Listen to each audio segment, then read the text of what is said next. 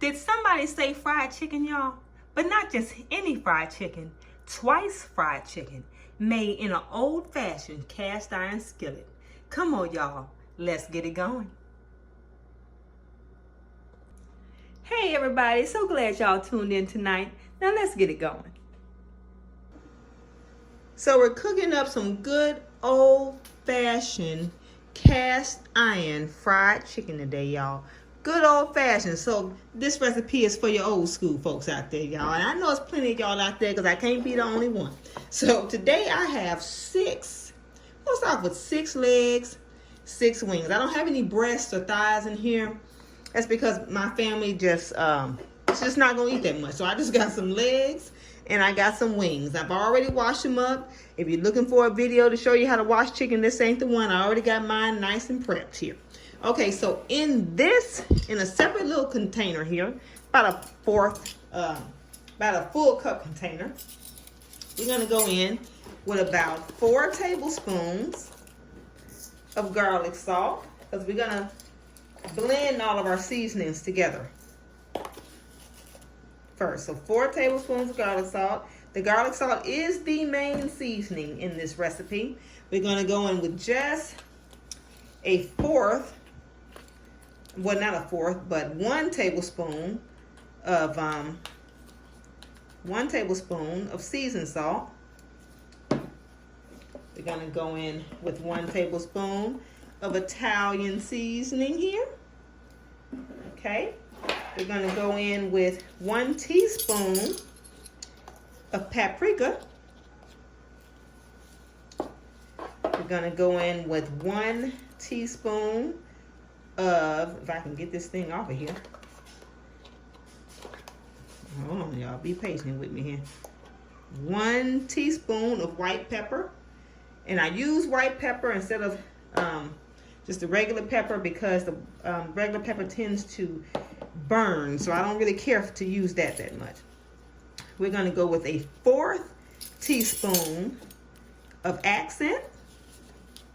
If you have an issue with accent, of course you can leave it out, but I do like the flavor it brings to my seasoning. And we're going to go in with a 1/4 teaspoon of sage. And if you don't have sage, I would recommend poultry seasoning.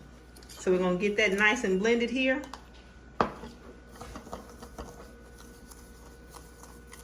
All nice in there. Again, your main seasoning is the garlic salt, and everything else just kind of complements that a little bit.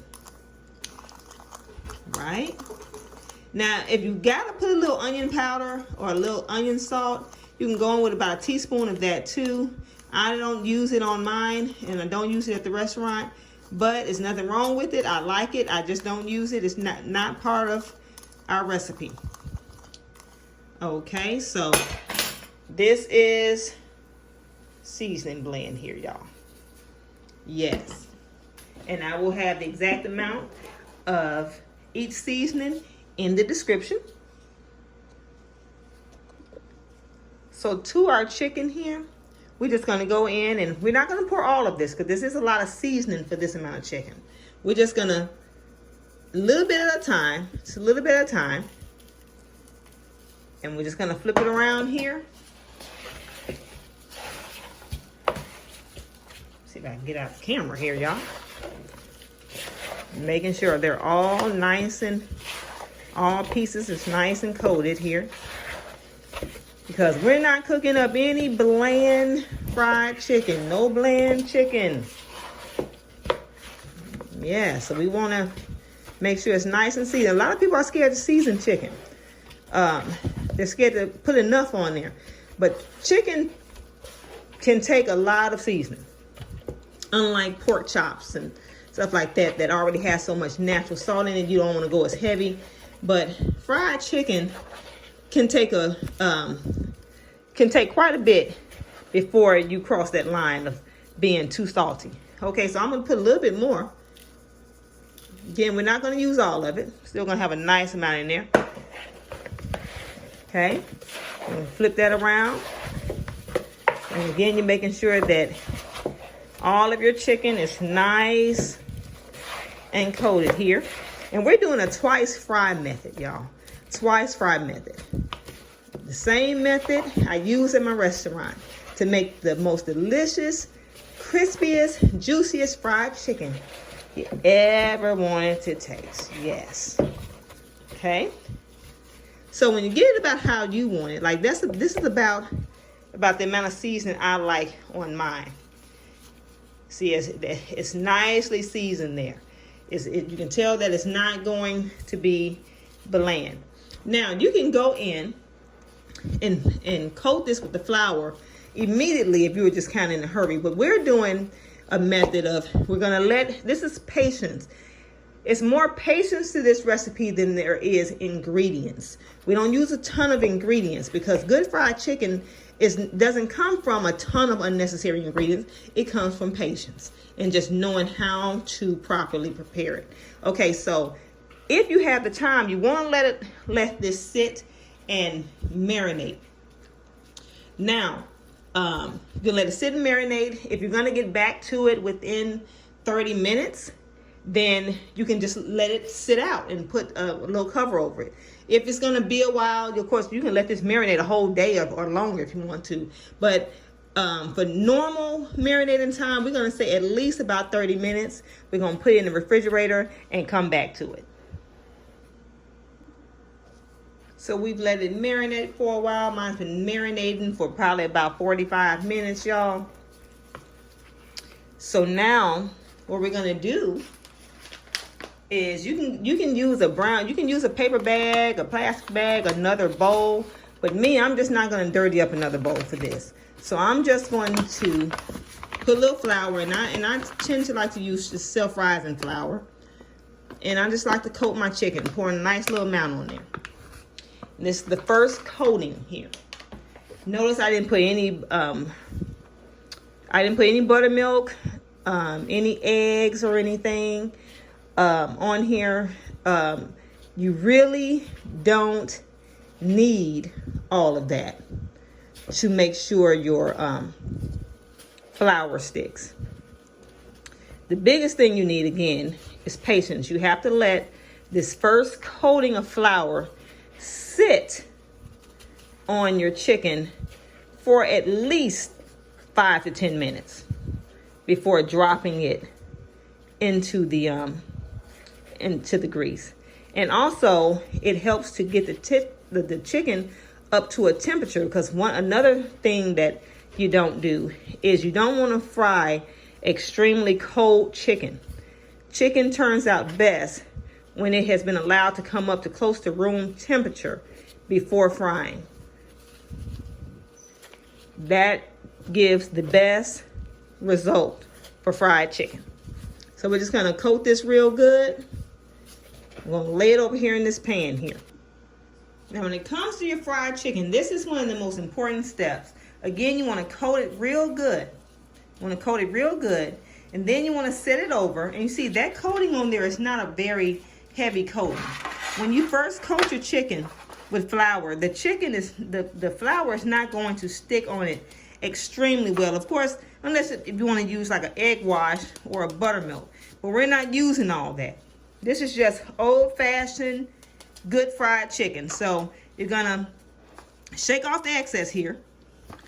And you're going to let this sit by itself. You're not going to put it back in the refrigerator because, again, you want to bring the temperature up because you do not want to fry very, very cold chicken. You want the chicken to come up to a nice temperature so it will fry better and more even. Okay, so this is going to sit, I would say, again, for about 10 minutes. And then we're going to go in for the second batter here. Okay, if you were to put this chicken in the fryer right now, you would not have any batter on your chicken. It would all come off.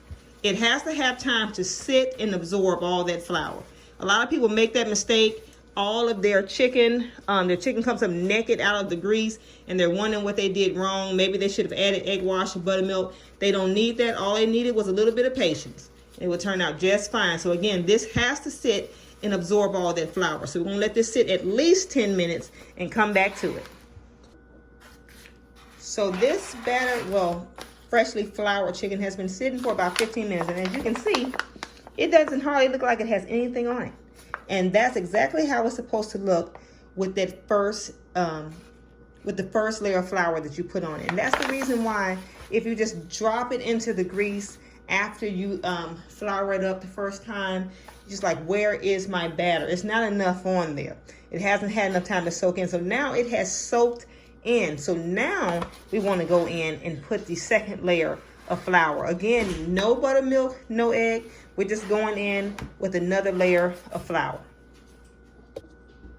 So I'm just going to this around and get this nice and coated again for the second coating here.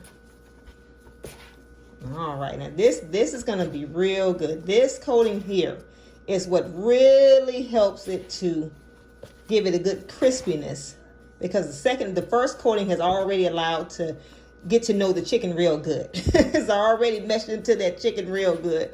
So as you can see, there is a big difference now. See, this has already been coated once, and this has been coated a second time. And this is great for those when you're doing this like this, for those that are allergic to eggs or don't like buttermilk. Buttermilk tends, if you don't do it right, will burn the chicken much faster. So this, you don't have any buttermilk, you don't have any egg on it. Again, just good old patience. Right, so we're gonna finish giving it the second coating here, and we're gonna get ready to drop these bad boys in the fryer.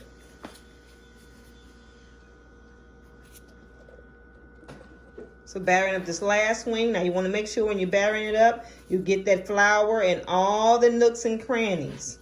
You don't want any area of the chicken that's not coated. You want to make sure they're all nice and coated, so you won't have any bald spots, put it like that. So that last wing. Okay. So again, before you put in the flour, in the grease rather, you do want to give it another pat. You don't want a whole lot of excess flour going into your grease. All right. Okay, so y'all, like I said, we're cooking in a cast iron skillet. Now I put just a little bit of flour in here just to make sure that temperature is right. Want to have it about 150, I mean not 150, 350 to 360 as we drop the chicken in. But again, I bought a thermometer, even though I was going to do this old school, but I didn't have the right thermometer, so I really have to do it old school now. Just dropping a little bit of flour in here just to make sure it's at the proper temp. And when that flour begins to bubble, you know it's at the right temp. Like right now, it's not quite right. I want it to sizzle as soon as I drop it. Okay, now I'm thinking this is about ready now. Let's drop that. Okay, now, I wish y'all can hear that. So we're gonna just ever so slightly just drop this chicken in there. Just drop it in here, just very light. You don't want it popping up on you too much. And you don't want to crowd your pan out too much, because it'd be more like boiled chicken instead of fried chicken. But we are going to cook this nice and slow, because remember, guys, I said we're doing a twice fry method. We're doing a twice fry method. So right here, I think I have about, I want to say 1, 2, 3, 4, like 6 pieces in here. Okay, so once that gets up to a good, it's frying real good. It's frying real good. But we don't want to fry it too fast, because again, we're doing twice fry method. We're going to take this out the grease after we get a good internal temperature on it, and we're going to put it back in after it cools, and that's what's going to crisp it up real good and make it just so delicious. Okay, so now I'm going to turn it down. It's on high. I'm going to turn it down to about a medium. Y'all see me turning that down to about a medium temp here. So we want it to cook but we don't want it to cook too fast. We want it to cook nice and slow. This is going to cook for about 15 minutes. And I know you might be wondering, why a twice fry? Well, for those of you who don't know, I run a restaurant, and we like to give extremely hot, fresh chicken when we serve our chicken to the public. And it's very hard when chicken takes 15 to 20 minutes to fry all this food to order when you have lines out the door. But we don't want to give them stale chicken that's been sitting under a heat lamp. So the best method I came up with is to do a twice fry method, where we cook it at a very low temperature, allowing it to get done all the way to the bone, but it doesn't get crispy on the outside. And what that does is we take it out the grease when it's the proper temp at the bone, and we cool it. And when it's time for dinner service or our lunch service at the restaurant, we take that same chicken that has been cooled. It has a very light brown. It doesn't look like anything you want to eat when you do the first fry, but 90% of the work is actually done at that point. When it's time to serve the customer, when they order the customer, or even this works great for home, now you take it out and you just drop it in 350-degree heat. Keep it on high. It fries up beautifully crispy, golden brown. Also, why would I teach you twice fry? Well, a lot of us, we're busy. We may have time to cook in the morning time or in the afternoon, but dinner is not served. See, I'm going to flip that. You see how light that is? It's very, very light. Dinner is not served till later on that night, right? Well, a lot of times you don't have the time to cook at night because you're running in late or whatever it is you're doing. But if you already have your chicken nicely prepped on that first fry, see, oh, it's going to be so good. On that first fry, now all you have to do to give your family hot, good, juicy chicken is to just take it out the refrigerator after it has already blanched and did the first fry, and just drop it in the grease, and it's done in literally like 3 minutes. It's so much better than just putting chicken in the microwave or even the air fryer. This way you get fresh, hot, cooked to order chicken that you have prepped up ahead of time. Just like you would cook a roast or something like that up in the day or whatever. Who has time to bake a roast at dinner time? You have to cook it early. Well, who knew that you can do chicken the same way? So as you can see, this chicken is frying on a very low heat. You're not going to burn this chicken. Cooking it on this low heat is going to, again, give this chicken, make sure this chicken is done at the bone without burning the outer skin of the chicken. All right, so we're going to keep letting this chicken cook on this very, very low heat. Almost kind of like a simmer. I'm going to turn it down just a little bit more. Almost kind of like a simmer for at least another 10 minutes or so.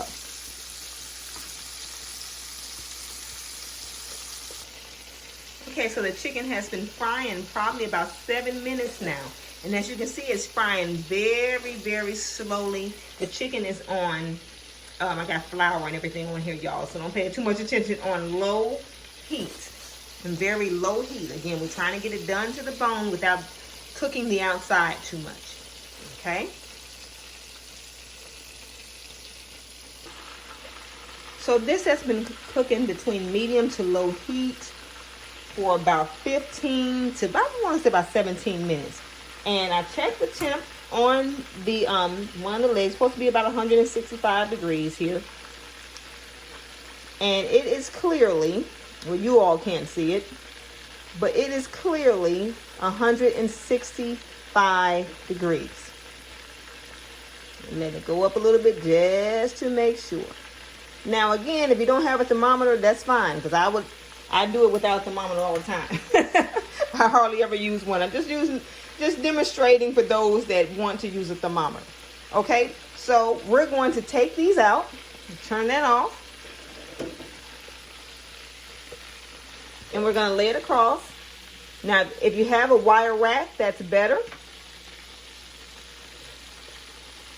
But I just use paper towels. Just the old school way. Again, we didn't have the wire racks and all that when my mother was showing us how to do fried chicken. She just laid it on a paper towel. It worked then and it still works today. Now, as you can see, this fried chicken is very, very light. It's very light. And that's exactly how you want it to look when you're twice frying the chicken. Now, because it might be a little while before I do another just crispy fried chicken, if you were ready to eat it now, you had time to do all the prepping and frying it and you're ready to go now, you would just turn the heat back up immediately while it's still in the pan and get it crispy right then. You wouldn't do this next step. But for those that want to prep up some chicken, so when they come home and they're ready to eat, all they have to do is do 5 minutes of cooking. This is the way to go. This is definitely the way to go. Okay, so we're going to let this cool for about an hour or more in the refrigerator. Now, again, you can let it cool all day. You can let it cool 2 days, but we're going to let it cool for about an hour because we want to get it to kind of cool down a little bit for the main fry. For the good fry, that's going to make it all nice and crispy and golden brown. So these chicken legs and wings are ready for the second fry. Now, as you can see, look how light the crust is on there. Very, very light. Even though this is technically done, this is where the magic happens, on the second fry. Again, this is how we do it at the restaurant, and this is how I also like to do it at home, especially when I do not have time to prep my chicken when I get home. I do it at a time where I do have time to do it. So when I get back home and it's time to actually cook up some fried chicken, it's already ready to go. All I have to do is drop it in the grease on 350 degrees, or I just make sure I just kind of eyeball it and fry it up so nice and golden brown. So here we go. Okay, so with this grease, make sure you do not strain this grease, y'all. We're going back in with using the same grease with all these delicious fried chicken flour drippings in here. That's what's making this so good. Like I said, old school, y'all, old school. So we're gonna put these chicken pieces in here and get it nice and fried up. So good, y'all. So good. You can hear that bubbling real good. And again, still don't want to overcrowd it. Right? And now, this is going to cook for about 3 minutes. Now, the good thing about doing twice fry, again, is just say your husband wants fried chicken on Friday. He always saying, for Friday, I want fried chicken. I want a fried chicken dinner. But maybe you work or whatever, and you don't have the time to actually do the full preparation on Friday. You can do it whatever time during the week or whatever that you have time. Monday, Tuesday, Wednesday, whatever. And when it's time for Friday comes around, all you got to do is take your chicken out of the refrigerator. Maybe you had it in a Ziploc bag, whatever. All you have to do is not messy, because all you're going to do is just drop it in that grease for 3 to 5 minutes at the longest. And you're going to come up with the crispiest, juiciest, beautiful fried chicken. No time at all. I love this method, y'all. And I'm going to be eating this today with some home fries that we're doing. Okay, so now again, this is cooking on nice high heat now. Now you see how I'm turning that? Now you see it's browning. It's browning now, because that's what we want to get. We want to get this fried really good and brown. Move out the way, chicken. Stop playing around with me. Okay, so it's frying up so good. And again, you don't have to worry about it. Oh, is it done? Is it done? Make sure when you take it out, let it get up to about room temperature. You don't have to worry about the temperature of the chicken not being right and bacteria going in, anything like that, because you have cooked it all the way through the first time. So again, the best way to fry your chicken is to get it to room temperature. So you can set it out the refrigerator and drop it back into this grease when it has time, when the temperature on that chicken has come up pretty good. And it's going to fry up so good, y'all.